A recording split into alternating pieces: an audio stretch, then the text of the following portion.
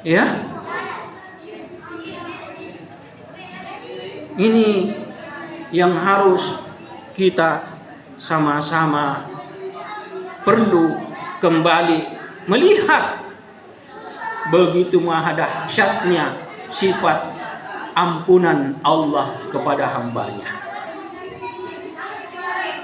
Saya akui di mana setiap khutbah yang saya lakukan, di mana-mana, siapapun yang saya temui, saya bersumpah demi Allah, saya bukan manusia suci.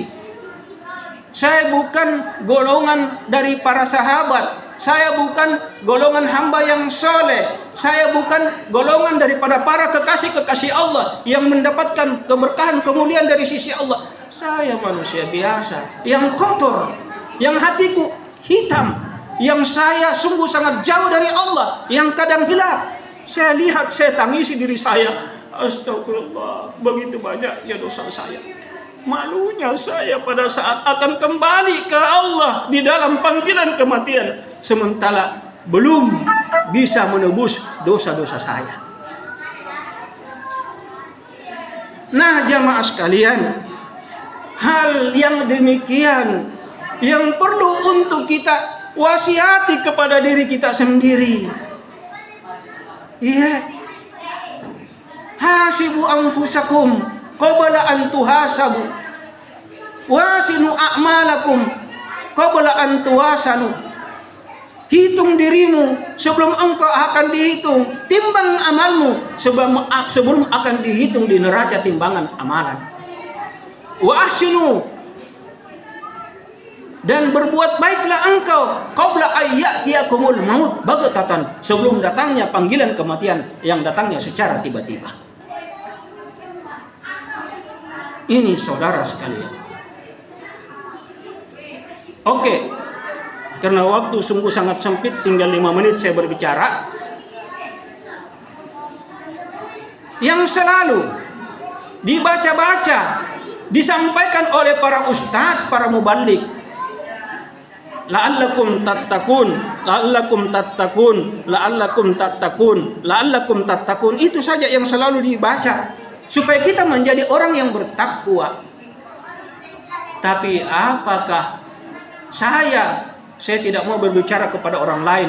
Saya kembali selalu kepada kapasitas diri saya. Apakah saya bisa mempertahankan perkataan saya itu sesuai dengan sifat hati, sifat perbuatan, akhlak, kelakuan diri. Kalau sama Allah, oke, Alhamdulillah, karena dia zat yang perlu untuk kita tawajuh kepadanya, menghadap kepadanya. Tapi kalau kepada sesama manusia,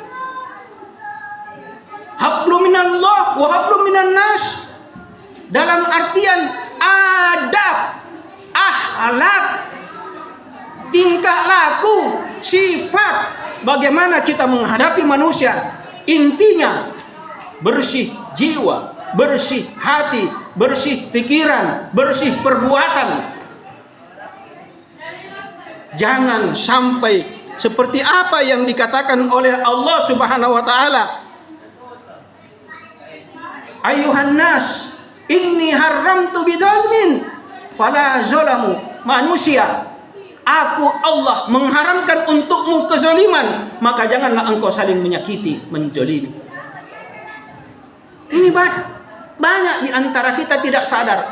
Mungkin ada orang yang baik salatnya, orang yang baik ilmu agamanya, orang yang baik zikirnya, orang yang banyak baca Qur'annya, yang sudah haji. Oke, itu betul karena hanya kepada Allah. Tapi kepada sesama manusia, hasil kedirian itu bagaimana? Astagfirullah. Makanya apa yang dikatakan oleh Rasulullah, kam min shaimin laisa lahu min siyamihi illa al-ju' wal atas. Di dalam hadis lain dikatakan, man lam yada qaula zuri wal amala bihi falaisa hajatan lillah ayyada ta'amu wa syarabuhu.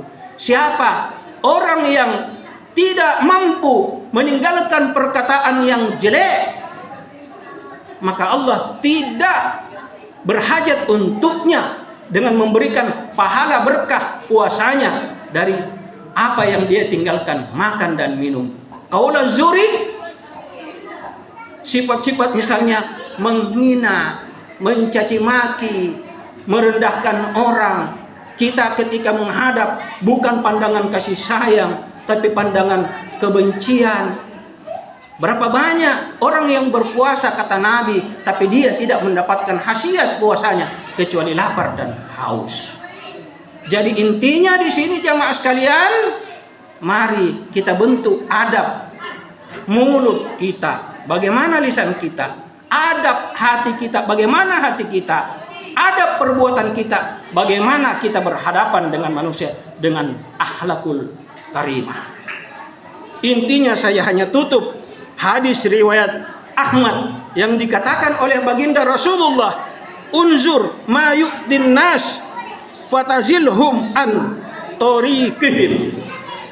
Artinya, lihatlah sesuatu yang bisa menyakiti hati manusia, maka singkirkanlah sifat-sifat itu dari jalan-jalan yang kamu lakukan terhadap mereka.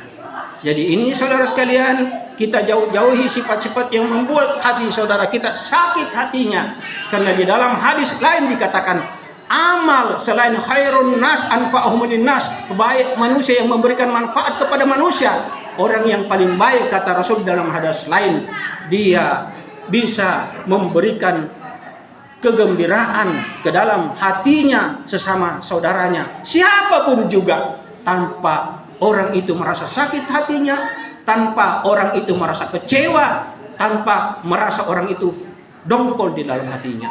Saya hanya tutup dosa kepada Allah, Allah langsung ampuni.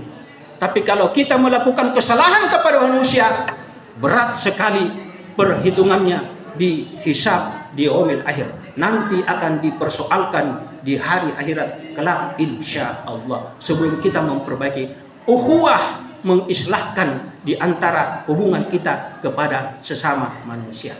Barakallahu li wa lakum fil Qur'anil Karim.